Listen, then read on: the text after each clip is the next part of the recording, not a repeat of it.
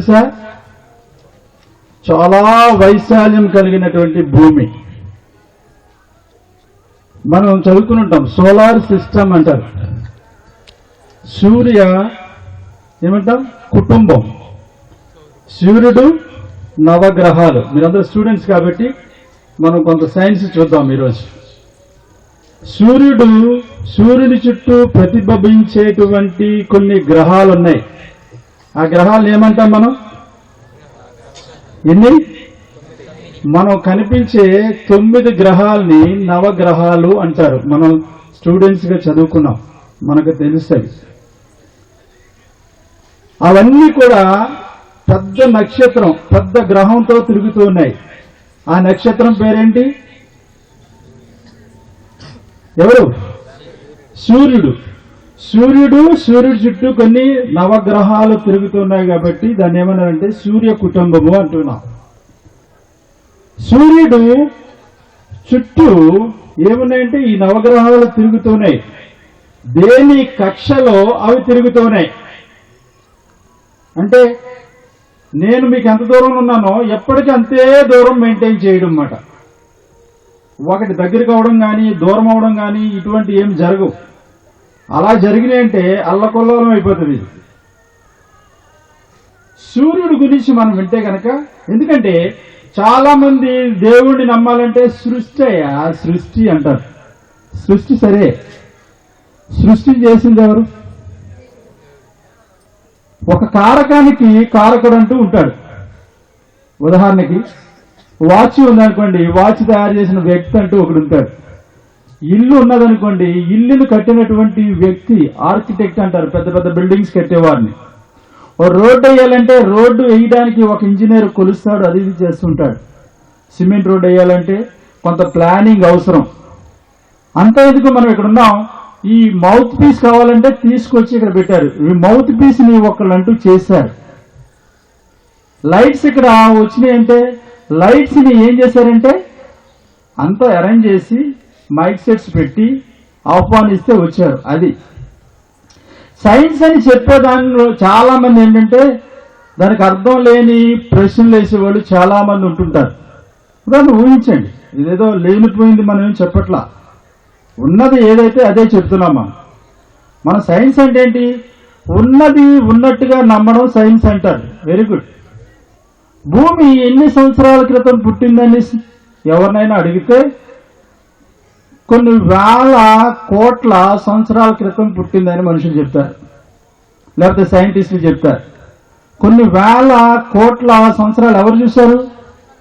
మామూలుగా వాళ్ళు ఊహించి చెప్పినటువంటి లెక్క. నువ్వు ఎప్పుడు పుట్టావంటే నీకు ఒక డేట్ ఉంటుంది. నువ్వెవరికి పుట్టావంటే ఎవరికి పుట్టావు అది ఉంటుంది. కారణము కారకము అనేది తప్పనిసరిగా ఉంటుంది, అది మనం నమ్మాలి. కొన్ని చాలా విచిత్రమైనటువంటి సిద్ధాంతాలు ఉన్నాయి ఇందులో, సైన్స్లో. మీరు చదివిన కొన్ని సైన్స్ సిద్ధాంతాలు చూద్దాం. డార్విన్ సిద్ధాంతం ఎంతమంది తెలుసు? ఇక్కడున్న వాళ్ళు తెలీదా? డార్విన్, చార్లెస్ డార్విన్ అని ఒక ఆయన సైంటిస్ట్ ఏం చెప్పుకొచ్చాడంటే జీవ పరిణామ సిద్ధాంతము అని చెప్పుకొచ్చాడు. ఎవల్యూషన్ థియరీ అంటారు. ఎవల్యూషన్ థియరీ ఏం చెప్తాడంటే జీవి ఏ విధంగా పుట్టి దాన్ని పరిణామం చెంది చెంది చెంది చెంది ఏ విధంగా వచ్చిందంటూ చెప్పుకొచ్చాడు. దాన్ని ఏమన్నారంటే జీవ పరిణామ సిద్ధాంతము అంటారు. ఇప్పుడు నేను ఏదన్నా సైన్స్ కాకుండా చెప్పుంటే తర్వాత నన్ను అడగండి. ఓకే, కైండ్లీ లిసన్, దయచేసి వినండి. ఓకే, ఈ జీవ పరిణామ సిద్ధాంతంలో ఏం చెప్తుందంటే ఒక అమీబా పుట్టి అక్కడి నుంచి కొన్ని వేల సంవత్సరాలకి అదొక జీవిగా అయ్యి మళ్ళీ అక్కడి నుంచి ఇంకొక జీవులు అనేక జీవులయ్యి ఆ జీవుల్లో స్ట్రగుల్ ఫర్ ఎగ్జిస్టెన్స్ ఒకదానికొకటి రక్షించడం కోసం ఏమైనాయంటే రకరకాలుగా ఎగిరినాయి. ఎగిరినాయేమో పక్షులైనయంట, పాక్కుంటూ వెళ్ళినాయేమో సముద్రంలోకి వెళ్ళిపోయినాయంట, ఇంకా ఏదేదో. ఇంకా చెప్పుకోవడానికి మన ఒంటె ఎంతకంత పొడవు ఉందంటే దాని మెడ జిరాఫీ ఎందుకైందంటే అది తినడానికి ఇలాగైంది కాబట్టి ఇలాగైందని రకరకాలుగా చెప్పుకొచ్చాడు మహానుభావుడు చార్లెస్ డార్విన్ గారు. చెప్పిన తర్వాత ఇంకేమన్నాడంటే మనిషి ఎలా వచ్చాడు అంటే మనిషి ఎలా వచ్చాడయ్యా అంటే చాలా పరిణామాలు చెంది చింపాంజీ వచ్చింది. చింపాంజీ దాంట్లో నుంచి ఇంకా కొంత రకరకాలు వచ్చి ఆ తర్వాత ఏమైందంటే మనిషి ఉద్భవించాడు చింపాంజీ నుంచి. మరి ఎంతమంది ఇక్కడ ఒప్పుకుంటారు? మీ అమ్మ నాన్న లేకపోతే మీ తాత ముత్తాతలు ఎవరంటే కోతిని ఒప్పుకునే వాళ్ళు ఎంతమంది ఉన్నారో ఇక్కడ నాకైతే అర్థం కాదు, కానీ నేనైతే ఒప్పుకోను. కోతి నుంచే మనిషి వచ్చుంటే ఇంకా కోతులు ఉండాల్సిన పని లేదు. పోని ఈ జీవ పరిణామ సిద్ధాంతంలో ఇలాగ టీచ్ చేసుకుంటూ పోతుంటే ఒకసారి ఏం చేశాడంట, ఒక ఆయన ఒక లెక్చరర్ చాలా గట్టిగా వాదించి చెప్తున్నాడంట, జీవ పరిణామరా ఏ పిచ్చి ఇదంతా దేవుడు అంటారు దెయ్యం అంటారు ఎక్కడుంది అంటే, ఒకసారి ఇలా చెప్తే ఆయన వెళ్తూ ఒక యాక్సిడెంట్ జరిగిందంట స్టూడెంట్స్ దగ్గరే. రక్తం పోతుందంట.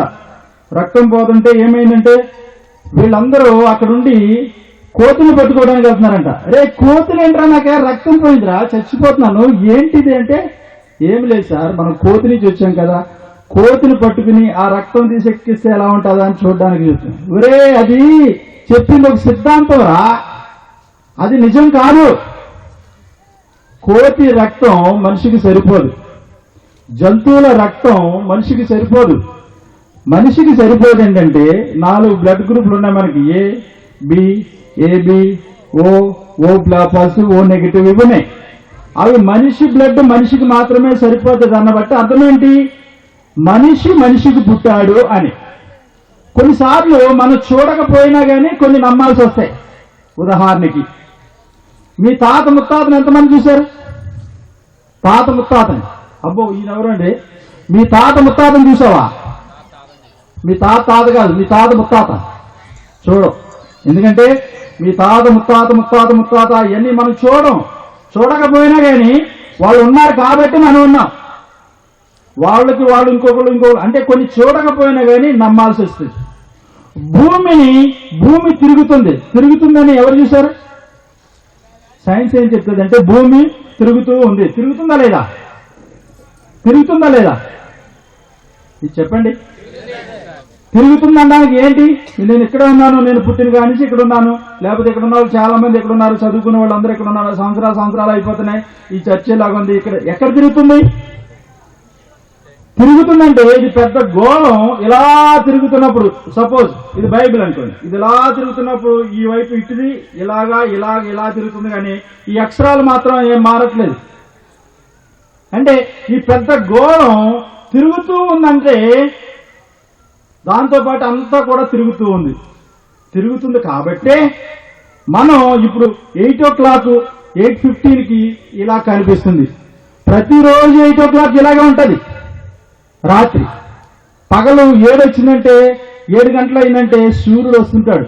ఎందుకంటే భూమి తన చుట్టూ తాను తిరుగుతూ ఉంది. భూమి తన చుట్టూ తాను తిరుగుతూ ఏం చేస్తుందంటే సూర్యుని చుట్టూ కూడా తిరుగుతుంది. భూమి తన చుట్టూ తాను తిరగడానికి పట్టే టైం ఎంత తెలుసా? చెప్పండి. 24 గంటలు. అది నిజమా కాదా? అవునా? భూమి ఎంత స్పీడ్లో తిరుగుతుందో తెలుసా? భూమి గంటకి 66,600 కిలోమీటర్ల స్పీడ్. జెట్ విమానం గంటకి మహా అయితే 1000 కిలోమీటర్ల స్పీడ్ తిరుగుతుంది జెట్. అదే ర్యాకెట్ను పంపించామంటే గంటకి 10,000 కిలోమీటర్ల స్పీడ్ వెళ్తుంది. భూమి ఎంత స్పీడ్లో తిరుగుతుందంటే 66,600 కిలోమీటర్ల స్పీడు ఎప్పటికీ? ఒక గంటకి. అంటే మనం ఊహించలేనటువంటి స్పీడు తిరుగుతుంది. అది ఎప్పటి నుంచి? భూమి పుట్టినప్పటి నుంచి ఇప్పటి వరకు కూడా అంతే స్పీడ్లో తిరుగుతుంది. అందులో కొంచెం తగ్గడం కానీ కొంచెం పెరగడం కానీ లేదు. ఉదాహరణకి ఏంటి తెలుసా? సంవత్సరానికి ఎన్ని రోజులు? 365 రోజులు. 365 రోజులు 1/4. ఎగ్జాక్ట్లీ 365 రోజులు కాదు. అందుకే 4 సంవత్సరాలకు ఒకసారి ఎంత వస్తుంది? లీప్ సంవత్సరం వస్తుంది. లీప్ సంవత్సరంలో ఫిబ్రవరి నెలకి ఎన్ని రోజులు? 29 రోజులు. అంటే ఏంటి? ఎంత ఎగ్జాక్ట్ గా తిరుగుతుందో చూడండి. కొంతకాలం వాచ్ వాడిన తర్వాత 2-3 సంవత్సరాలకి ఆయిలింగ్ చేయాలి. ఏదైనా మనం మంచి బైక్ కొన్నామనుకోండి, 6 నెలలకో సంవత్సరానికో ఇది చేయకపోతే అది సరిగా వెళ్ళదు. అటువంటిది ఇంత బ్రహ్మాండమైనటువంటి భూమి ఎంత స్పీడ్ తిరుగుతుందంటే 66,600 కిలోమీటర్ల స్పీడ్ తిరుగుతూ కొంచెం కూడా అరిగిపోవడం కానీ ఏమీ లేదు. కారకానికి కారకుడు ఎవరై ఉంటారు? భూమి తన చుట్టూ తాను తిరగడానికి ఎవరై ఉంటారు? సాధారణంగా చెప్తారండి, అది సైన్స్ రా. ఏంటి సైన్స్ అంటే ఆన్సర్ రాకపోవడం సైన్సా? చాలా మంది చెప్పేది ఏంటంటే అది సైన్స్ రా, అది బుర్ర లేదురా. ఏంటి బుర్ర లేకపోవడం? ఆన్సర్ అంటే క్వశ్చన్కి ఆన్సర్ లేకపోవడం సైన్సా? ఎవరు చేసుంటారు? ఎవరు ఎటువంటి వ్యక్తి చేసుంటే ఆ విధంగా తిరుగుతూ ఉంటుంది? భూమి ఒక కక్షలో అది తిరుగుతూ కనీసం రైట్ హ్యాండ్ సైడ్ కొంచెం ఒరిగిందనుకోండి, ఏమైతే తెలుసా, మొత్తం భూమి అంతా కూడా ఫ్రీజ్ అయిపోద్ది. ఫ్రీజ్ అంటే ఐస్ అయిపోద్ది. కొంచెం తిరిగినా కానీ ఆ కక్ష నుండి కొంచెం ఎడమ చేతి వైపు కొంచెం తిరిగిందనుకోండి, అంత బర్న్ అయిపోద్ది, మాడిపోతుంది. ఒకే కక్షలో దాని చుట్టూ అది తిరుగుతూ ఉంది. ఇప్పటికీ కొంచెం అటు గాని ఇటు గాని స్పీడ్ లో కొంచెం అటు గాని లేకుండా ఉందంటే ఎవరు చేస్తుంటారు దాన్ని? ఏమై ఉంటుంది? భూమి వైశాల్యం ఎంతో తెలుసా? భూమి బరువు వైశాల్యం నేను కొన్ని చెప్పాలనుకుంటున్నాను. 66,600 మిలియన్ల టన్నుల బరువు ఉంది. అంటే అది ఊహించలేండి. భూమి సూర్యునికి గల మధ్య దూరం, భూమికి చంద్రునికి గల మధ్య దూరం కంటే భూమి సూర్యుడికి, భూమి చంద్రుడికి, ఎందుకంటే ఈ మూడే చెప్తాను, భూమి సూర్యుడు చంద్రుడు, ఇంకా నవగ్రహాలు 9 ఉన్నా అవన్నీ కూడా ఏవి కూడా మానవ నివాసానికి యోగ్యం కాదు. ఒక భూమి మాత్రమే మానవ నివాసానికి యోగ్యము, మానవులు నివసించడానికి యోగ్యంగా ఉంది. ఏ ప్లానెట్ లో ఏ దేంట్లో కూడా మనుషులు జీవించడానికి అవకాశం లేదు. ఎందుకు అంటే అది చేసిన ఆయన అలా చేశారు. ఇంకా ఈ భూమి గురించి ఎంత చెప్తున్నామంటే మనుషులు ఉన్నారు.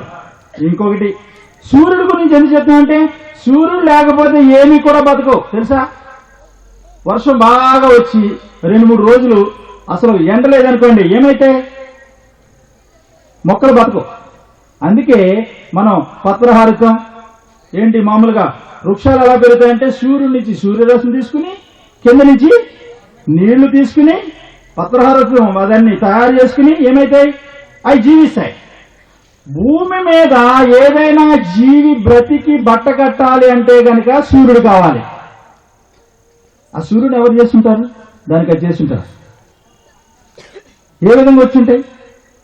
ఏ విధంగా అయితే జీవ పరిణామ సిద్ధాంతము అనేక తర్క వితర్కాలకి దారితీసిందో, ఈ యొక్క కొంతమంది చెప్పినటువంటి బిగ్ బ్యాంగ్ థియరీ అని ఇంకోటి ఉంది.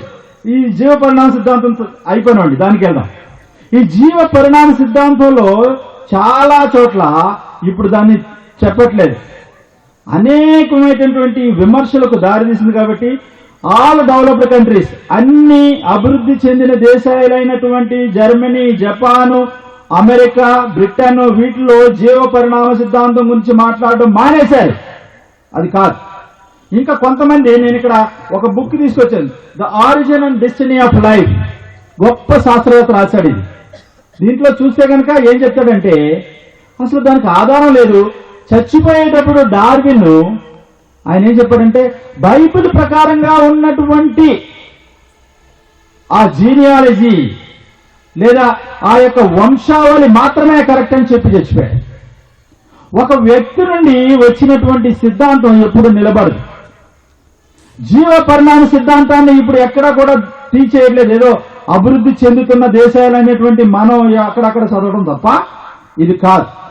ఎందుకంటే చిన్న ఏదో జీవి నుంచి అన్ని పరిణామం చెందుతూ వచ్చిందనేది మాత్రం చాలా తర్క వితర్కాలకి లోనైంది, విమర్శలకు లోనైంది. దానికి అథారిటీ అంటూ లేకుండా అయిపోయింది. దాని తర్వాత ఇంకేమొచ్చిందంటే బిగ్ బ్యాంగ్ థియరీ అని ఒకటి వచ్చింది. బిగ్ బ్యాంగ్ థియరీలో ఏం చెప్తాడంటే పెద్ద విస్ఫోటకం జరిగిందంట ఈ ప్రపంచంలో. పెద్ద విస్ఫోటకం జరిగి ఏమైందంటే ఈ అందమైన సృష్టి వచ్చిందంట. ఎక్కడన్నా ఉందా? మన ఇంట్లో గ్యాస్ సిలిండర్ పేలిపోయి ఓ మంచి భవనం తయారవుతుందా? ఊహించడానికి ఉందా? ఇక్కడ ఒక బాంబు వేస్తే చక్కటి 5 అంతస్తుల బిల్డింగ్ వస్తుందా? సూర్యుడు తన చుట్టూ తాను మామూలుగా సూర్యుడు చుట్టూ గ్రహాలు తిరుగుతున్నాయి. ఎంతంత దూరం చాలా సార్లు సైంటిస్ట్ చెప్పేది, అయ్యో దగ్గరకు వచ్చేస్తున్నాయి, ఒకరికొకటి ఒకే కష్టాలు వస్తున్నాయి కాబట్టి ఏదో విస్ఫోటనం జరిగిపోతుందని చెప్తున్నారు. ఎందుకంటే అవి రాకూడదు. ఎక్కడ ఏ ప్లేస్ లో ఉండాలి, అవి ఎక్కడ ఉండాలి.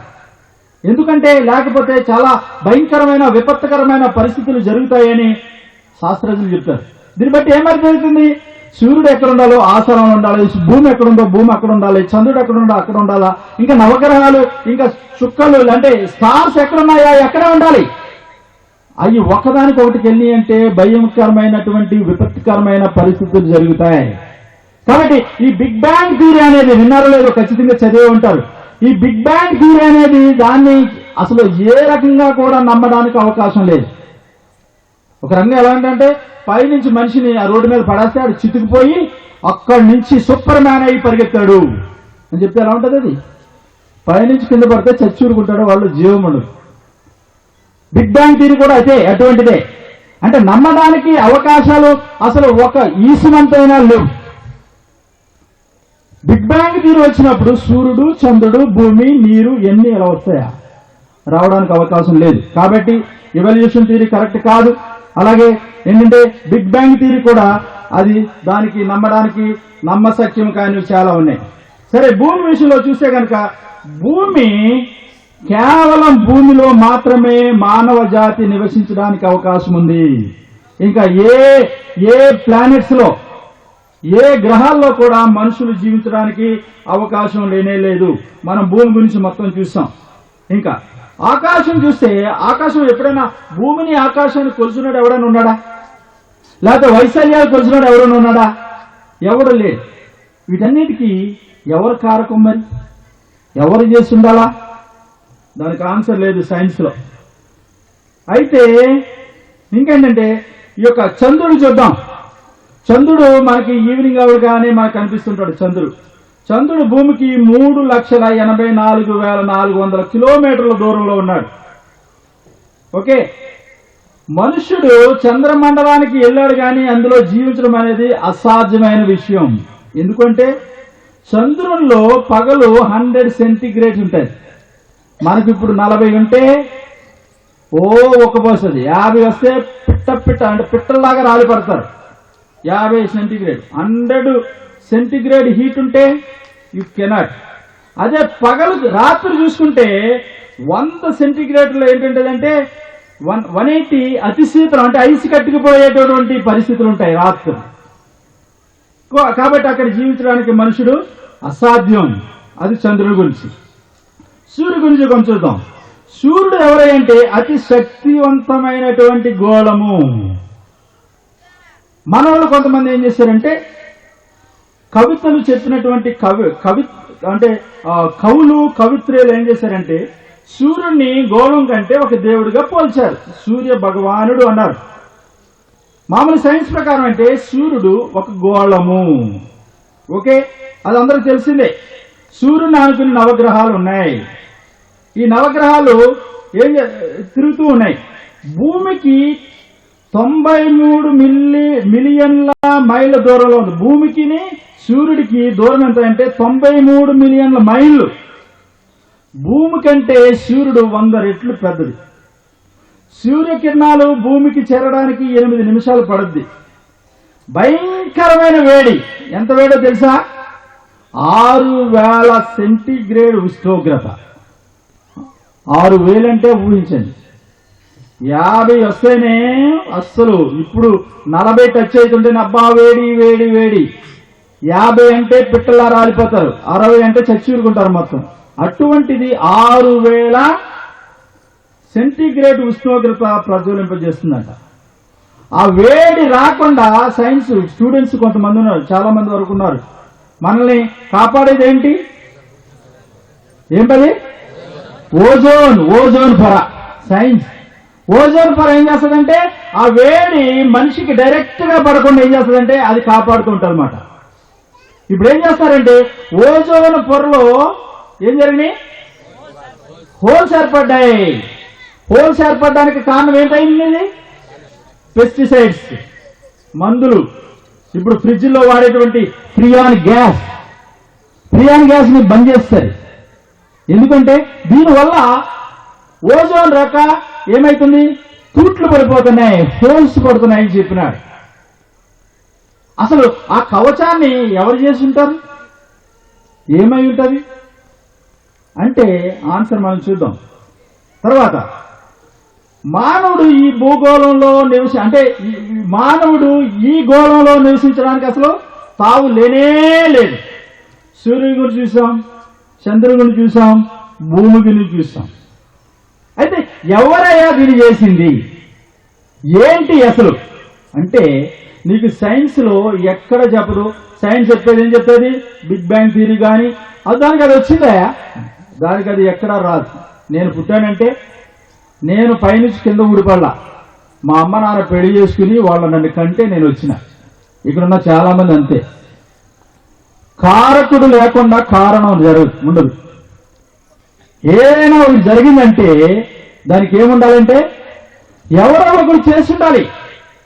బల్బు దాని అంతటా అది రాదు, మౌత్ పీస్ దాని అంతటా అది రాదు, లేకపోతే మైక్ సెట్ దాని అంతటా అది రాదు. ప్రతిదీ కూడా ఎవరో ఒకరు చేస్తే, కార్పెంటర్ చేస్తే ఇది వచ్చింది, ఒక ఇంజనీర్ చేస్తే ఇది వచ్చింది. ఏదైనా సరే మనం చదువుకున్న పుస్తకాలు కొంతమంది రాస్తే మనకి చదువుకోవడానికి వీలు పడుతుంది. ఆ రకంగానే ఈ భూలోకంలో ఉన్న ప్రతిదీ కూడా ఒక ఆయనంటూ చేశాడు. ఆయన్నే మనం ఏమన్నామంటే దేవుడు అంటున్నాం. ఎక్కడ చెప్తుంది? ఎవరా దేవుడు?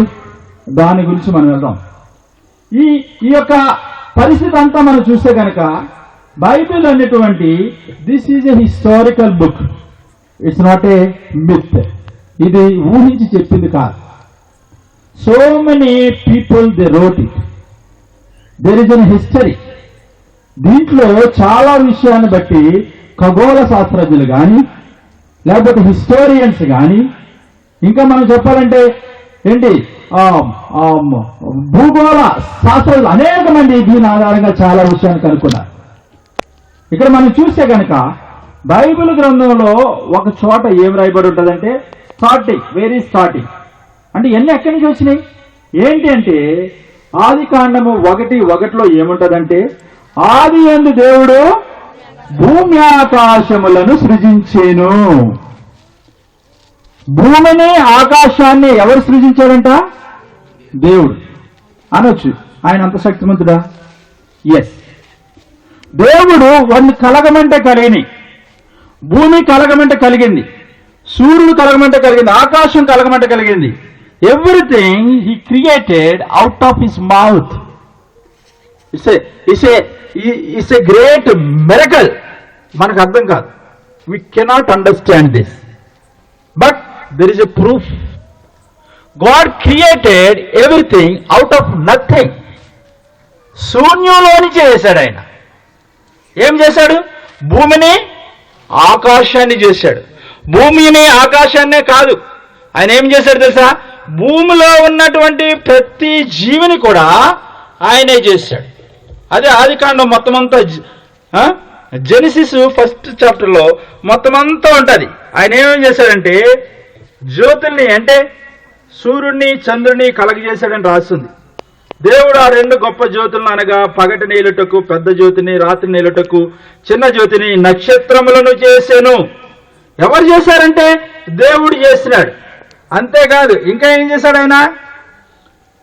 భూమిలో ఉన్నటువంటి ప్రతిదాన్ని, పక్షుల్ని ఆయన చేశాడు, ఇంకా మహా మత్స్యాల్ని ఆయన చేశాడు, సముద్రాలను ఆయన చేశాడు. ఇదంతా ఉంటదన్నమాట. ఇంకా ఏముంటదంటే ఇంకా అక్కడ చేసిన పక్షుల్ని, తర్వాత చేపల్ని వాటి జాతుల ప్రకారం చేశాడు. ఆడ మగ ఆయన చేసినాడు. ఇవన్నీ కూడా దేవుడు తన మాటతో చేసినటువంటి పనులు. అయితే ఆ దేవుడు క్వాలిటీస్ ఏంటయ్యా దేవుడు క్వాలిటీస్ అంటే దేవునికి కొన్ని క్వాలిటీస్ ఉన్నాయి. దేవుడు అని చెప్పబడేవాడు ఏదో అల్లా తప్పగా ఉండడానికి లేదు. దేవునికి కొన్ని క్వాలిటీస్ ఏంటయ్యా అంటే ఆయన ఆమ్ని పొటెంట్ అంటారు. ఆమ్ని పొటెంట్ అంటే సర్వశక్తిమంతుడు, అంటే సర్వాన్ని చేసినటువంటి గొప్ప దేవుడు. అంటే ఈ సర్వం ఆయన చెప్పు జాతల్లో ఉంది. సర్వాన్ని చేయడానికి శక్తిమంతుడైన దేవుడు ఆయన ఏమంటారంటే గొప్ప దేవుడు, ఆమ్ని పొటెంట్ గాడ్. ఉదాహరణ పొటెంట్ అంటే అర్థం కావడానికి చెప్తాను. భార్య భర్తల్లో ఎప్పుడైనా గొడవ జరిగింది అనుకోండి, అరే ఇది ఇంపార్టెంట్ రా అంటారు మగోళ్ళు. ఇంపార్టెంట్ అంటే పిల్లల్ని పుట్టించడానికి సామర్థ్యం లేని వాడిని ఇంపార్టెంట్ అంటారు. ఇంపార్టెంట్ అంటే ఒక రకంగా వాళ్ళు సంసార జీవితంలో సరిగా లేదు, వాడు పిల్లలు పుట్టించే శక్తి లేదు అనడానికి చెప్తారన్నమాట. ఇంపార్టెంట్ అంటారు. పొటెంట్ అంటే శక్తిమంతుడు. ఆమ్ని అంటే సర్వం. సర్వశక్తిమంతుడు ఎవరంటే దేవుడు. నెంబర్ 2 ఆయన ఎవరంటే ఆమ్ని సెయింట్. ఆమ్ని సెయింట్ అంటే సర్వజ్ఞాని. దేవుడు సర్వశక్తిమంతుడే కాదు, సర్వజ్ఞాని. అంటే ఆయన జ్ఞానానికి మించినటువంటి ఈ ప్రపంచంలో ఏదీ లేదు.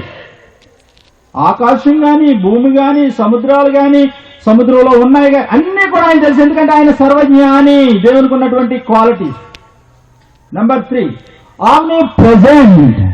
ఆమ్ని ప్రెజెంట్ అంటే ఆమ్ని అంటే సర్వం, ప్రెజెంట్ అంటే ప్రతి చోట ఉన్నవాడు. దేవుడు అనేవాడు ఒక మూలకో, ఒక సీటుకో, ఒక ఊరుకో, లేకపోతే ఒక ప్రాంతంలో ఉండడు. ఆయన సర్వం వ్యాపించి ఉన్నవాడు.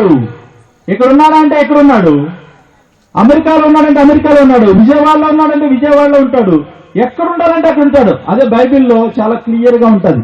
ఏముంటదంటే, అయ్యా నేను ఎక్కడ పోవాలా, నేను ఎక్కడ పోతే అక్కడ ఉన్నావయ్యా నువ్వు అని ఉంటుంది బైబిల్లో. ఒకసారి మేము చూస్తే కనుక 139వ దావీదు కీర్తనలో ఒక విషయం చాలా చక్కగా రాసి ఉంటుంది. ఏముంటదంటే, అయ్యా నేను ఎక్కడికి వెళ్తే అక్కడ ఉన్నావు, నేను ఎక్కడ పోతాను నీ సన్నిధి నుంచి అని చెప్పి 139వ దావీదు కీర్తనలో నేనే చదువుతాను కొన్ని విషయాలు మీకు.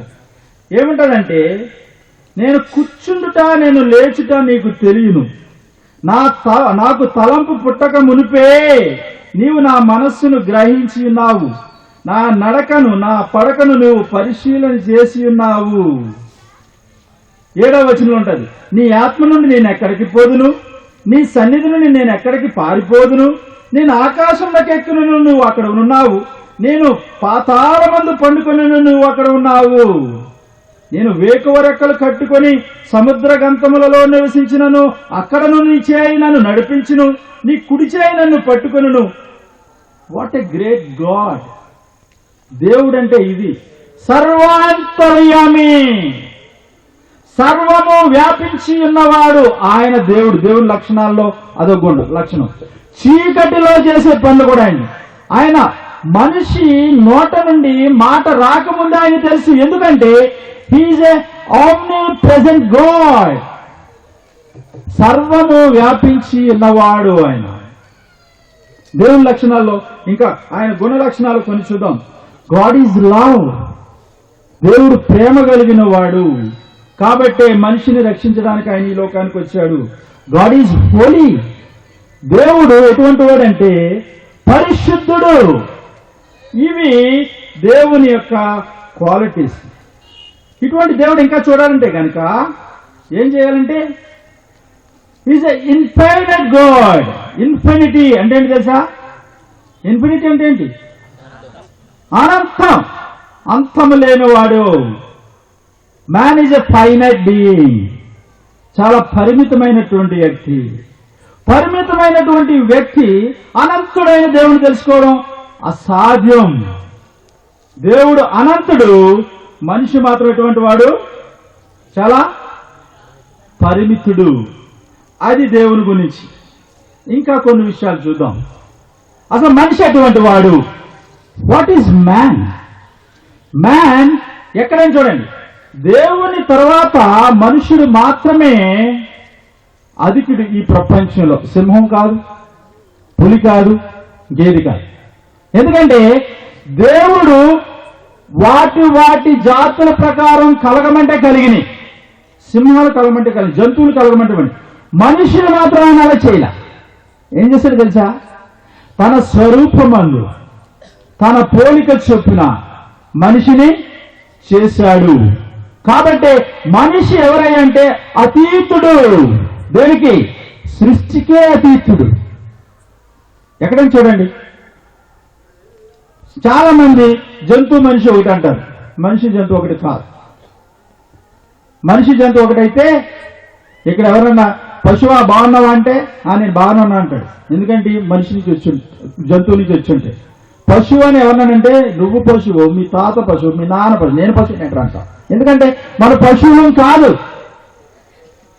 అసలు కొంతమంది ఎంత విచిత్రంగా ఉంటుందంటే మనిషికి మనిషి పాలకి గాడిద పాలకి దగ్గర సంబంధం ఉందని గాడిద నుంచి మనిషి వచ్చాడు అని శాస్త్రజ్ఞులు చెప్పిన వాళ్ళు ఉన్నారు.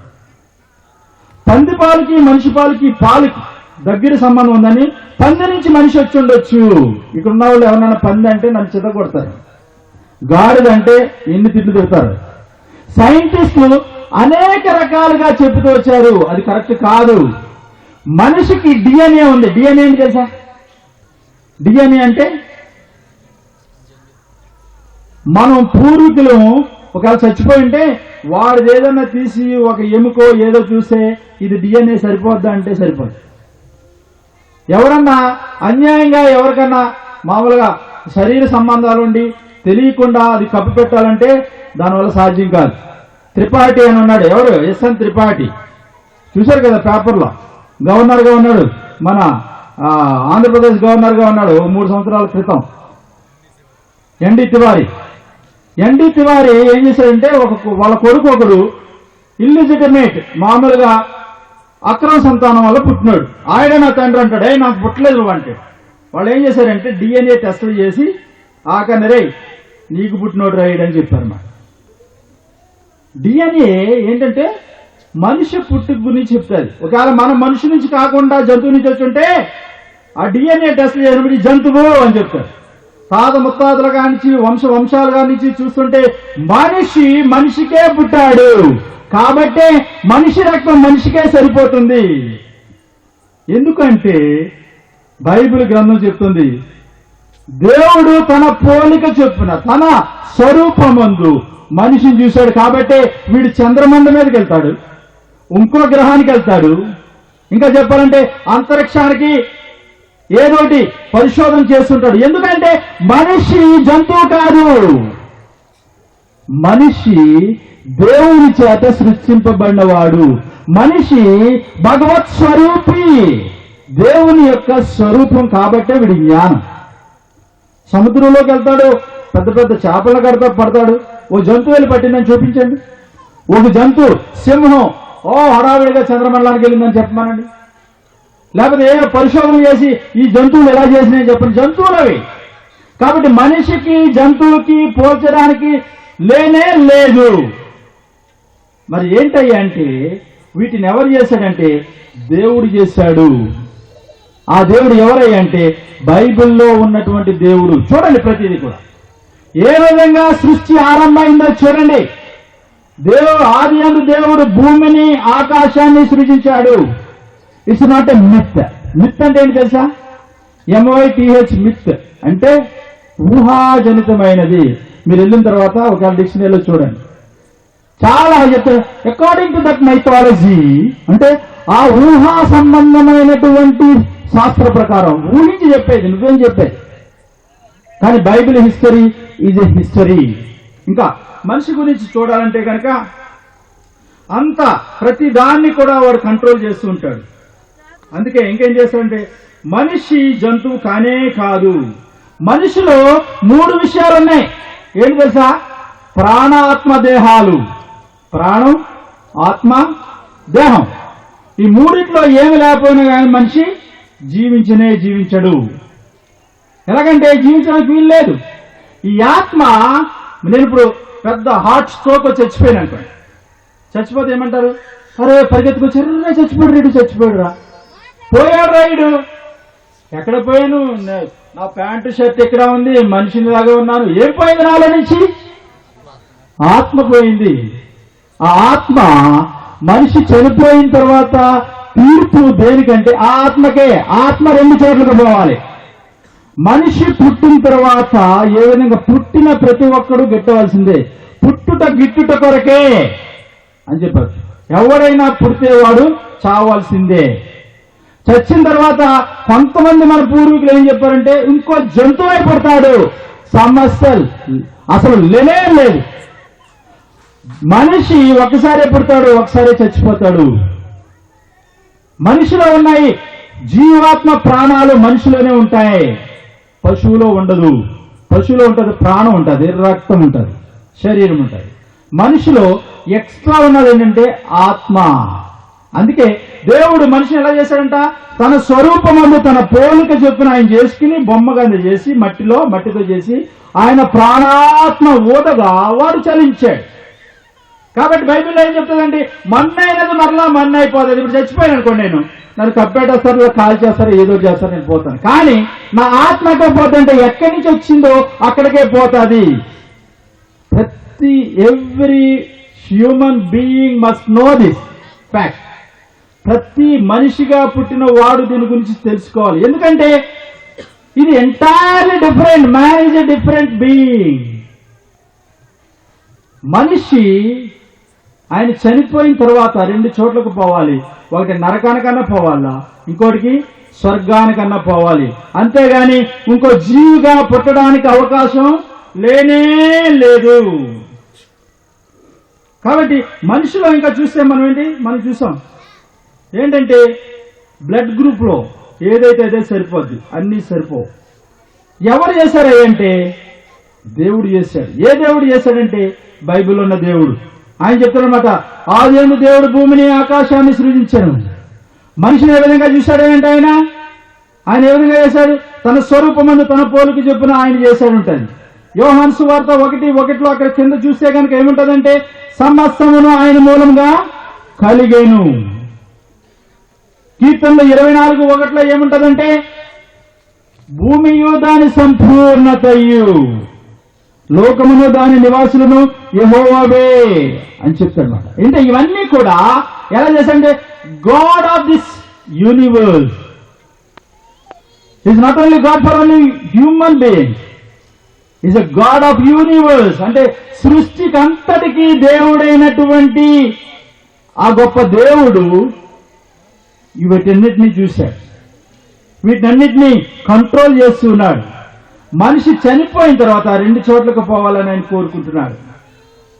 సరే, ఆయన దేవుని గుణలక్షణంలో ఇంకొక లక్షణం చూసాం. ఏంటయ్యది? ప్రేమామయుడు, పరిశుద్ధుడు. ప్రేమామయుడు కాబట్టి ఆయన ఈ లోకంలో ఉన్నటువంటి మనుషుల్ని ప్రేమించాడు. యోహాను సువార్త 3:16 ఉంటది, దేవుడు లోకమును ఎంతో ప్రేమించెను కాగా ఆయన తన అద్వితీయ కుమారునిగా పుట్టిన వాని యందు విశ్వాసముంచి ప్రతివాడును నశింపక నిత్య జీవం పొందినట్లు ఆయనను అనుగ్రహించెను అని ఉంటది. అంటే దేవుడు ఈ లోకాన్ని ప్రేమించి తన కుమారుడైనటువంటి యేసుక్రీస్తుని ఈ లోకానికి గిఫ్ట్ గా ఇచ్చేశాడు. కాబట్టి ఎవరైతే యేసుక్రీస్తుని సొంత రక్షకునిగా అంగీకరిస్తారో, గిఫ్ట్ గా ఆయన ఏం చేశాడు, ఆయన ఈ లోకానికి వచ్చి మనుషుల్ని రక్షించడం కోసం తన ప్రాణాన్ని పణంగా పెట్టి తన రక్తాన్ని చిందించి చనిపోయి తిరిగి లేచి పరలోకం వెళ్ళినాడు.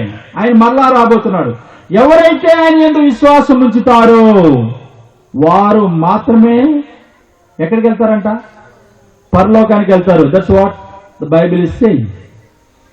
సైన్స్ ని చూసాం, మొత్తం బైబిల్ చరిత్రను చూసాం.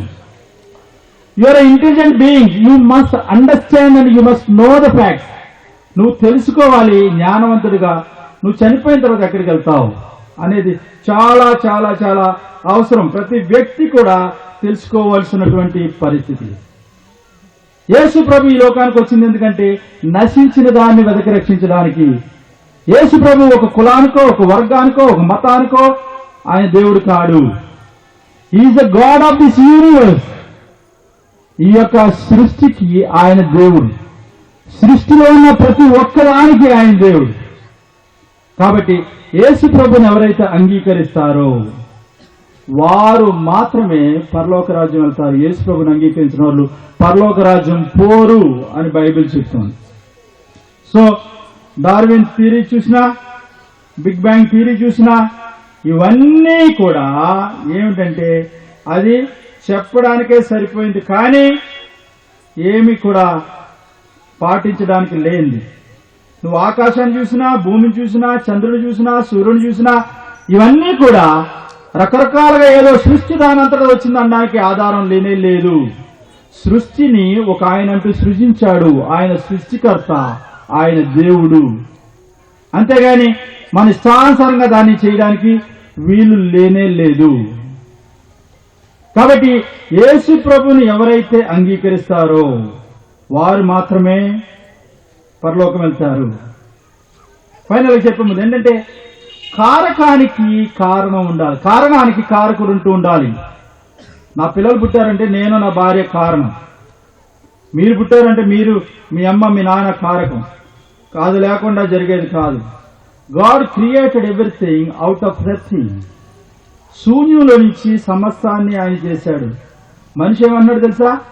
ఏదో కొంచెం కొనుక్కొని ఏమన్నాడు? అసలు అబ్బో శాస్త్రంలో ఎదిగిపోయావు. ఏం శాస్త్రంలో ఎదిగిపోయావు? శాస్త్రజ్ఞులు అన్నారు ఉన్న సృష్టిలో సముద్రంలో నీటి బొట్టంత మాత్రమే మనం కనుగొన్నాం, ఇంకా కనుగోవాల్సిన చాలా ఉంది. మరి కనుక్కోవడానికి ఎంత ఇద్దో? Man is inventing out of everything, something is inventing. కొంత మాత్రం ఆయన కనుగోగలిగాడు మనుష్యుడు. ఎందుకంటే మనిషి పరిమితుడు. He's infinite being. God is infinite. And the creation also may be finite when compared with the God's existence. ఆయన ఉన్న దాన్ని బట్టి. కాబట్టి ఈ సత్యాన్ని మనం తెలుసుకోవాలి. ఇంకా ఏంటంటే నేను లా ప్రాక్టీస్ చేస్తుంటా హైకోర్టులో. ప్రతిదానికి ఏదన్నా జరిగిందంటే ఎవిడెన్స్ యాక్ట్ అని ఒకటి ఉంటుంది. It's very big evidence act. Evidence act ఏంటంటే నువ్వెవరన్నా ఒకరు చంపేశారనుకోండి, చంపేస్తే ఎవిడెన్స్ చూపించాలి కోర్టుకి. వీడు చంపేశాడు సార్, ఇద్దరు కొట్లాడుకుంటుంటే కోపం వచ్చింది, దేంతో చంపేశాడు అని ఆ ఎవిడెన్స్ ప్రూవ్ చేయాలని. లేకపోతే ఒక అబ్బాయి ఒక అమ్మాయితో శరీర సంబంధం ఉండబట్టి ఒక పాపనో బాబునో పుట్టారనుకోండి, ఆమెమో ఈయనకే పుట్టారంటుంది, నాకు సంబంధం లేదని. అప్పుడేంటి ఎవిడెన్స్? ఏంటి ఎవిడెన్స్? DNA test. ఎవిడెన్స్ ఏమైంది? ఖచ్చితంగా ఇతడే. ప్రతి దానికి కూడా ఎవిడెన్స్ అవసరం. మరి ప్రతి చిన్న దానికి ఎంతుంటే దేవుడు ఎవరంటే మా దేవుడు మాకున్నాడే. ఏది ఎవిడెన్స్? ఏం చెప్పు నువ్వు చేసేదానికి, నీ విశ్వాసానికి ఏంటంటే ఏదో ఉందిలే అంటే ఏది ఎవిడెన్స్? ఏది? You have to show an evidence. Evidence లేకపోతే చిన్న కోర్టులోనే ఎవిడెన్స్ లేకపోతే కొట్టేస్తే నువ్వు నమ్ముకున్నా అంటే జీవితంలో ఒకేసారి పుడతావు, ఒకేసారి చచ్చిపోతావు, ఒకేసారి పోతావు నరకాన్ని కానీ పరలోకాన్ని కానీ. అదెంతకాలం ఉంటుంది? యుగ యుగాలు ఉంటుంది ఈ నరకం, యుగ యుగాలు ఉంటుంది ఆ పరలోకం. నువ్వు పోయేటప్పుడు ఏంటి నీ ఎవిడెన్స్? చాలా మంది చాలా ప్యాథటిక్గా చచ్చిపోతుంటారు. చనిపోయిన తర్వాత ఎక్కడ పోతారో వాళ్ళకి తెలియదు. కాబట్టి ఈ బైబిల్ ఏం చెప్తుందంటే యేసు ప్రభుని నమ్మితేనే ఎవిడెన్స్ చెప్తున్నాను. ఏంటో ఎవిడెన్స్ పెద్దదో ఇందాక నుంచి కొట్టు ముట్టుకుంటున్నాను కొన్ని చెప్పి నేను ముగిస్తాను. యేసు ప్రభు దేవుడు అనడానికి చారిత్రాత్మకమైనటువంటి ఆధారం. ఇదే రోజు, ఏ రోజు? ఈరోజు ఉగాది రోజా? ఏ రోజు సార్? బుధవారమా? గురువారమా? ఏ తారీఖు? 11వ తారీఖు. ఏ నెల? ఏప్రిల్ నెల. ఏ సంవత్సరం? 2013 సంవత్సరం. ఏ శకం? క్రీస్తు శకం. క్రిస్టియన్ ఎరా అంటది. Who is that Christ? Jesus Christ. చరిత్రను అడిగితే నీకు ఎవిడెన్స్ ఇస్తాడు. నువ్వు కొన్నిసార్లు కథలు చెప్పుకొచ్చావు అనుకో, రే అప్పుడేం జరిగిందంటే ఇప్పుడేం జరిగిందో కొంతమంది సుత్తు కొట్టే వాళ్ళు ఉంటారు. ఏదో అప్పుడప్పుడు ఏదో జరిగింది, రే బీసీ నాటి కబుర్లు చెప్పకరా అంటారు. బీసీ అంటే ఏంటి? బిఫోర్ క్రైస్ట్, క్రీస్తు పూర్వం. అరే నీకు చరిత్ర చెప్తుంది, ఎవిడెన్స్. క్రీస్తు శకం, క్రీస్తు పూర్వం. దేవుళ్ళైన వాళ్ళు ఎవరు కూడా ఈ యొక్క చరిత్రలో కనిపించరు మీకు. దీన్ని బట్టి ఏమవుతుంది? ఎవిడెన్స్ ఉందా? ఎవిడెన్స్ ఉంది. నువ్వు చదువుతున్నావు అన్న దానికి నువ్వు ఏదో ఒక యూనివర్సిటీలో బీఫార్మసీ చేస్తున్నావు ఏదో కాలేజీలో, అది దాని సర్టిఫికేట్ చెల్లుతుంది. ఏంటి evidence? This is affiliated Nagarjuna university, evidence. అవే ఏదో కాలేజీ పెట్టారు, జాయిన్ అయ్యాం, ఏదో చదువుతున్నామంటే చదువుతున్నాం. ఏంటి ఎవిడెన్స్? రుజువేంటి? నీ విశ్వాసానికి కూడా రుజువు ఉండాలి. నువ్వు నమ్మే నమ్మకం ఏదో పనికిమాల నమ్మకం ఉండకూడదు. చాలా మంది నీ దేవుడు ఎవరంటే మా దేవుడండి. You must know about your creator, who created you. నిన్నెవరు చేశారో తెలుసుకోవాలి. నన్ను ఎవరన్నా మీ నాయన పేరు ఏంటరా అంటే మా నాయన పేరే అది 4-5 సార్లు అన్నాను అనుకో, వినేవాడికి ఏమొస్తుంది? ఒరే వీడి బాబు ఎవడు వీడికి తెలియదురా అంటే వీళ్ళమ్మ ఎవరికన్నాదో తెలియదని. అంటే నేను చెప్తున్నానని వేరుగా అనుకోదు, కానీ you must no your creator, you must no your destiny. ఎక్కడ పోతున్నావు అనేది నువ్వు తెలుసుకోవాలి. మన పుట్టిక మన ఇష్ట ప్రకారం జరగల. నా పుట్టిక నా ఇష్ట ప్రకారం జరుగుంటే కోటీశ్వరులలో పుట్టేవాడు. నా ఇష్ట ప్రకారం జరగలేదు కాబట్టి నేను ఎవరికో కూలి పని చేసేవాడు పుట్టా. కానీ నా డెస్టినీ, నేను చేరేది ఎక్కడికంటే అది నేను తెలుసుకుని ఉండాలా. నేను పరలోకం పోవాలా నరకం పోవాలనేది నేనే నిర్ణయించుకోవాలి. యేసు ప్రభుని నమ్ముకుంటే పరలోకం పోతావు, యేసు ప్రభుని నమ్ముకోకపోతే నరకానికి పోతావు. అది బైబిల్ చెప్తుంది. నేను మీకు ఇస్తున్నా. కాబట్టి వాట్ ఈజ్ ఎవిడెన్స్? ఎవిడెన్స్ లేదనుకో కేసు కొట్టుపడతారు కోర్టులో. ఎన్ని చేసి అది చేసి ఇది చేసి ఈ భూమి నాది, ఈ భూమి లేదంటే ఎక్కడి నుంచి వచ్చింది నీకు చూపించే ఎవిడెన్స్ అంటారు. ఇగో ఇక్కడి నుంచి పత్రాలు వచ్చినాయి, ఇక్కడి నుంచి ఏమి వచ్చింది, వాళ్ళ దగ్గర నుంచి వాళ్ళు కొన్నారని అన్ని చూపించాలని. చూపించకుండా ఇది నాది అంటే కుదరదు. ఏంట్రా ఎవిడెన్స్? నిరూపించుకోలేకపోతే కేసు డిస్మిస్, క్యాన్సర్. నీ విశ్వాసం కూడా అంతే. యేసు ప్రభు చరిత్రలో ఉన్నాడా? ఆయన చరిత్రలో ఉన్నాడు. ఆయన ఈ లోకానికి వచ్చాడా? ఆయన ఈ లోకానికి వచ్చాడు. ఆయన సృష్టిని సృజించాడా? సృష్టిని సృజించాడు. సూర్యుడు, చంద్రుడు, నక్షత్రాల్ని, అన్నిటినీ, చేపల్ని, సముద్రాల్ని అన్ని కూడా సృజించింది ఎవరంటే బైబిల్లో ఉన్నటువంటి దేవుడు. So I'm closing now. This left to you. ఒకవేళ సత్యాన్ని తెలుసుకున్నావు, there is a saying in English, if you know the truth will set you free. అంటే నువ్వు సత్యాన్ని తెలుసుకుంటే సత్యం మిమ్మల్ని స్వతంత్రులుగా చేస్తుంది. ఉదాహరణ ఏంటంటే నాకు సత్యం తెలియదు అనుకోండి, కరెంటును పట్టుకున్నాను, షాక్ కొడతాను, చచ్చుకుంటాను. నాకు సత్యం తెలియదు అనుకోండి, 20 వెళ్ళాలని తెలియక రైట్ సైడ్ వెళ్ళాను అనుకోండి, ఫుల్ డ్రైవ్ చేసుకుంటే కారు వచ్చాను, నాకు పోలీసులు పట్టుకుంటాడు. పట్టుకున్న తర్వాత అరే చలానా పే చేయమంటాడు. అయినా తెలియదు సార్, నన్ను పే చేయమంటే ఏంటంటే నోరు మూసుకుని తెలుసుకోరా బై, తెలుసుకోను. You must know the rules and regulations. నాకు తెలియదంటే కుదరదు అది. కాబట్టి ఇది కూడా అంతే. నువ్వు నరకానికి పోతావా? చాలా మందికి ఏంటంటే నాకు చదువుతావు, ఏంటి చెప్పకరా, ఏంటి చెప్తావు? నువ్వు పోతావు, ఏదో ఎట్రాలు చదువు, నువ్వు బతికే ఎంత ఒక 60 సంవత్సరాలకే నీకు తెగ బాధపడిపోయి చదువు పెళ్ళు అంటే చచ్చిన తర్వాత యుగాలు ఉండేటువంటి ఆ నరకాన్ని గురించి తెలుసుకోవద్దు. చచ్చిన తర్వాత యుగాలు ఉండేటువంటి పరలోకం గురించి తెలుసుకోవద్దు. You must know. If you know the truth will set you free. I'm closing.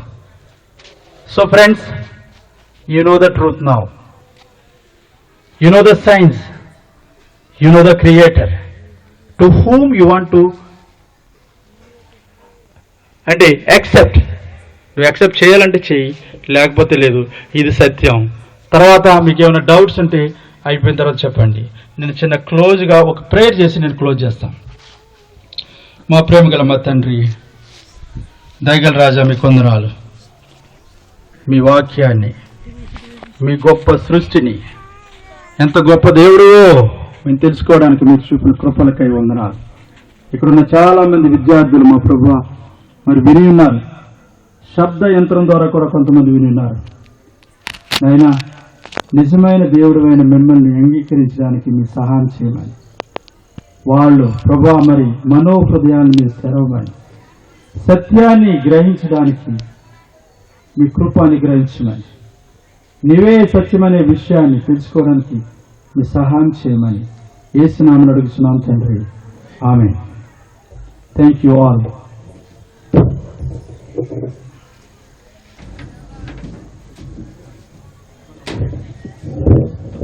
ఇప్పటి వరకు దేవుని వాక్యాన్ని మనకు అందించినటువంటి జ్ఞానరాజన్ గారికి మన యూత్ అందరి తరపున, సంఘం తరపున నా హృదయపూర్వక వందనాలు తెలియజేస్తున్నాను. అన్న మరి సమయానికి ముగించారు. ఇక్కడ ఇది 4వ ఫంక్షన్ జరగటం. 4 ఫంక్షన్లో సమయానికి ఏది ముగించలేదు. వాక్యానికి చాలా తక్కువ సమయం ఇచ్చాం, మిగతా వాటికి ఎక్కువ సమయం ఇచ్చాం. మరి ఇలాంటి వారిని పిలిచినప్పుడు అలాంటి కొన్ని కట్ చేసుకోవడం మంచిదే. చేసినవన్నీ మంచి చెడ్డే అని చెప్పలేదు, కానీ దేవుని వాక్యానికి ప్రిఫరెన్స్ ఇవ్వటం వల్ల ఎక్కువ తెలుసుకోగలుగుతాం. చూపించింది కూడా మంచిదే, దేవుని వాక్యానికి ఎక్కువ ప్రిఫరెన్స్ ఇద్దాం. మరి సమయానికి మరి అన్నగారు ముగించారు. మరొకసారి మన మధ్యలో అన్నగారు మళ్ళీ వస్తారు. అప్పుడు దేవుని వాక్యాన్ని ఇంకా ఎక్కువగా మనం నేర్చుకోవడానికి, తెలుసుకోవడానికి అవకాశం ఉంటుంది. తర్వాత చెప్పబడిన విషయాల్లో కానీ ఇంకా మీ మనసులో ఏదైనా అనుమానాలు, డౌట్లు ఉంటే ఈ ప్రార్థన అయిపోయిన తర్వాత మీరు జ్ఞానరాజు అన్నతో మాట్లాడవచ్చు. మీ క్వశ్చన్స్ ఏమైనా ఉంటే అడగండి. ఎవరు అనుమానంతో వెళ్లాల్సిన అవసరం లేదు. మీరు ఎన్ని ప్రశ్నలు అడిగితే అన్ని ప్రశ్నలకు సమాధానం చెప్పగలరు ఆయన. కాబట్టి మీరందరూ మరి జ్ఞానరాజు అన్న దర్శించాలని మనవి చేస్తున్నాను. ఇకపోతే ఈ సభ జరగడానికి మరి మేము ప్లాన్ చేసినప్పుడు మొదటగా ఎవరిని పిలవాలని ఆలోచన చేశాం. అప్పుడు నాకు అనిపించింది జ్ఞానరాజు అన్న గారిని పిలవాలని. ఎందుకంటే ఉన్న సమస్యలు, మీలో ఉన్న ప్రాబ్లమ్స్ అన్ని నాకు తెలుసు కాబట్టి వాటిని ఆలోచించి దానికి సమర్థులు ఎవరు అనేది నేను నిర్ణయించుకొని జ్ఞానరాజు అన్న పిలుద్దామని అనుకున్నాను. తర్వాత మీతో కూడా చెప్పాను, మీరందరూ కూడా ఒప్పుకున్నారు. తర్వాత అంటే మీకు తెలియకపోయినా నేను చెప్పిన విషయాలు మీకు అర్థం అయినాయి కాబట్టి మరి అన్నను పిలిచారు. తర్వాత మేము ఫోన్ చేయగానే అన్న అడిగాడు, మరి నాకు చెప్పొచ్చు కదంటే ముందుగానే, నేను ఎప్పుడైనా సరే మీ మధ్యకి రావడానికి నేను సిద్ధంగా ఉన్నాను. మనతో ఎవరు ఇలా మాట్లాడరు. కొంచెం ఏదైనా కొంచెం ఒక స్థాయిలో ఉంటే, ఏమంటే మీరు వచ్చి మాకేమైనా స్వార్థ చెబుతారంటే నా రేట్ ఎంత అని చెప్పేవాళ్ళు ఉన్నారు. ఇది నిజం, సత్యం. ఇది నేను చెప్తున్న మాట సత్యం. ఒక ఆయన్ని పిలిచాను నేను వాక్యం చెప్పాలంటే, నాకింత ఇస్తే వస్తా అన్నాడు. అలాంటి వారున్న ఈ సమయాల్లో మరి అన్నగారు ఫోన్ చేయగానే నేను వస్తాను తమ్ముడు, మీరు నన్ను పిలవరైంది, నన్ను ఎందుకు నీ దేవుని పనికి వాడుకోరు, మీరు ఎప్పుడు పిలిస్తే అప్పుడు వస్తానని చెప్పి మరి ఆయన ముందుకు వచ్చారు. అందుని బట్టి మరి అన్నగారికి వందనాలు తెలియజేస్తున్నాను. మీరు అన్నగారి కోసం, మరి ఆయన కుటుంబం కోసం, వారంతా ప్రభు యొక్క సేవలో ఉన్నారు. మరి వారి కోసం కూడా మీరు ప్రార్థన చేయాలని, వారి కుమార్తెల కోసం మీరు ప్రార్థన చేయాలని మనవి చేస్తున్నాను. తర్వాత ఈ ఏర్పాట్లన్నిటి కోసం మరి యవనస్తులందరూ కూడా సహకరించారు. మరి కొంత సమయాన్ని, కొంత ధనాన్ని వారు ఇవ్వడానికి, ప్రభువుకి ఇవ్వడానికి దేవుడు వారికి మనసు ఇచ్చాడు. వారే ఈ ఏర్పాట్లన్నింటిని కూడా జరిగించారు. అందుని బట్టి మరి దీనిలో పాలు భాగస్తులైన ప్రతి వారికి వందనాలు తెలియజేస్తున్నాను. పోయినసారి స్టేజ్ వేసినప్పుడు దాదాపుగా ఎంత మహేష్ 1600 ట్రావెల్ 2000 దాకా అయింది. ఇదే స్టేజీ 2000 అయింది. మరి చాలా ఖర్చు. మరి ఆ తర్వాత అంతకుముందు భోజనాలు ఏర్పాట్లు చేశాం, చాలా ఖర్చు అయింది. మరి యవనస్తులు భారం అనుకోకుండా ప్రభు పరిచర్య కోసం మేము ఇస్తామన్నా, మేము కూడా పాలుభాగస్తులు అవుతాం, మాకు చెప్పండి మేము చేస్తామని ముందుకు వచ్చిన వాళ్ళు ఉన్నారు ఇక్కడ. మరి అలాంటి ప్రభు భారం. నేను పాట రాశాను, సువార్త ప్రకటించుట నీ బాధ్యత నా బాధ్యత అని ఒక పాట ఇప్పుడే మొన్నే మొదలు పెట్టాను. మరి మనందరి బాధ్యతల్లో కొన్నిసార్లు ధనం ఇవ్వాల్సి ఉంటుంది, కొంత సమయాన్ని ఇవ్వాల్సి ఉంటుంది, కష్టపడాల్సి ఉంటుంది, ఇవన్నీ ఉంటాయి బాధ్యతలు. కాబట్టి అలాంటి వారు ఉన్నారు మీలో. మరి ఇంకొంతమంది ఇవ్వలేని పరిస్థితిలో ఉన్నవారు ఉన్నారు. మరి కొంతమంది ఇంకోసారి ఇవ్వచ్చులే అనుకునే మనసు గలవారు ఉన్నారు. ఏం పర్లేదు, దేవుడు ఎవరిని ప్రేరేపిస్తారో వారు దేవుని పని కోసం ధారాళంగా ఇవ్వగలరు. మరి ఈ ఏర్పాట్లన్నిటి కోసం మరి మీ ప్రేమపూర్వకంగా ఇచ్చిన ప్రతి విరాళాలను బట్టి మరి దేవుని స్తుతిస్తూ ఉన్నాను. తర్వాత ఇక ఇలాంటి ఏర్పాట్లన్నింటినీ కూడా యవనస్తులే చేశారు కాబట్టి వారికి కూడా నా వందనాలు తెలియజేస్తున్నాను. ఇప్పటి వరకు ఓపికగా కూర్చొని మరి అన్ని విషయాల్లో మాతో సహకరించిన మీ అందరికి కూడా, కొంతమంది సంఘస్థులు ఉన్నారు ఇక్కడ, కొంతమంది వారికి కూడా నా హృదయపూర్వక వందనాలు తెలియజేస్తూ ఈ కూటాన్ని ఎంతతో ముగిస్తున్నాం. ప్రార్థన ఆశీర్వాదాలు తీసుకున్న తర్వాత ఈ కూటాన్ని మనం ముగిద్దాం. మన మధ్యలో పాస్టర్ గారు ఉన్నారు. పాస్టర్ గారు వచ్చి క్లోజింగ్ ప్రేయర్, చివరి ప్రార్థన ఆశీర్వాదాలు ఇచ్చిన తర్వాత మనం ఈ కూటాన్ని ముగించుకుందాం.